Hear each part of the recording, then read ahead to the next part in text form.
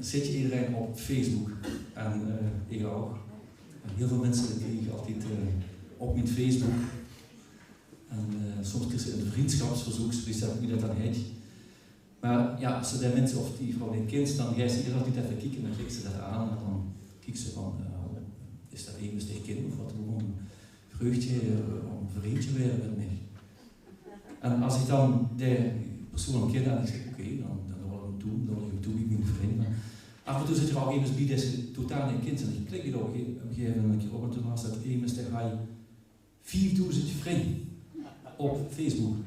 4000 vrienden. En dan heb ik niet zoveel behoefte om nog te zeggen, oké, kom er maar bij. Ja? Eigenlijk hebben ze met een hart voor echte vrienden, hebben ze eigenlijk voldoende. Dat is genoeg, en meer hebben ze niet voldoende.